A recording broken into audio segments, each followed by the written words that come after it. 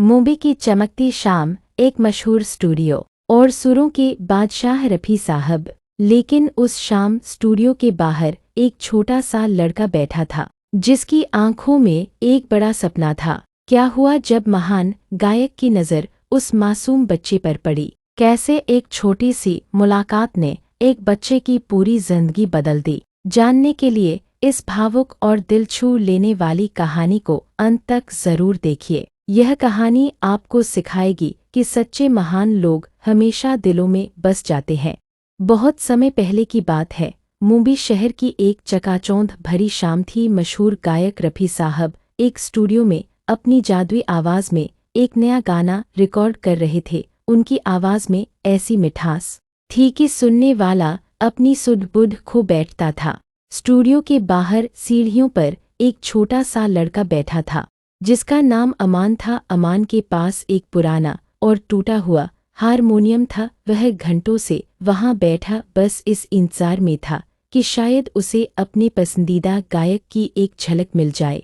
Recording खत्म करने के बाद रफ़ी साहब जब बाहर निकले तो उनकी नज़र उस नन्हे लड़के पर पड़ी। अमान को वहां उदास बैठा देख वे रुक गए और उसके पास चले गए। अमान ने जब अपने सामने अपने आदर्श को देखा तो उसकी आंखों में चमक आ गई।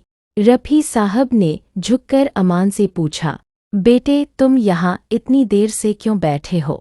क्या तुम्हें कुछ चाहिए? अमान की आवाज़ गले में ही अटक गई। वह बस अपने हारमोनियम को जोर से पकड़कर खड़ा हो गया।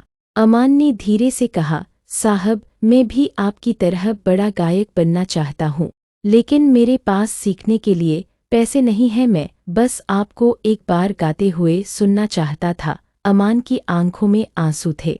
रफ़ी साहब ने मुस्कुराते हुए अमान के सिर पर हाथ फेरा। वे चाहते तो अपनी कार में बैठकर जा सकते थे, लेकिन उन्होंने कुछ और ही सोचा। वे अमान के बगल में उसी धूल भरी सीढ़ी पर बैठ गए। चलो आज हम दोनों मिलकर गाते हैं, रफ़ी साहब ने कहा। उन्होंने अमान को हारमोनियम बजाने का इशारा किया। अमान ने अपनी कांपती उंगलियों से सुर छेड़े और रफ़ी साहब ने अपनी मखमली आवाज़ में गाना शुरू किया। उस दिन स्टूडियो के बाहर की वो सीढ़ियाँ एक मंदिर बन गई थीं। जो भी वहां से गुजरता वह इस अद्भुत नज़ारे को देख रुक जाता। रफ़ी साहब ने न केवल अमान के साथ गाया, बल्कि उसे सुरों की कुछ बारीकियां भी समझाईं। जाते समय रफ़ी साहब ने अपनी कलाई से एक कीमती घड़ी उतारी और अमान के हाथ में रख दी। उन्होंने कहा, यह घड़ी तुम्हें समय की कीमत सिखाएगी और तुम्हारी मेहनत तुम्हें ऊंचाइयों तक ले जाएगी। कभी हार मत मानना। साल बीत गए। अमान एक बड़ा कलाकार बन गया, लेकिन वह कभी उस शाम को नहीं भूला जब दुनिया के सबसे बड़े गायक ने एक अजनबी बच्चे के लिए अपना कीमती वक्त दिया था। रफ़ी साहब की वो सादगी और आवाज़ आज भी लोगों के दिलों में जिंदा है।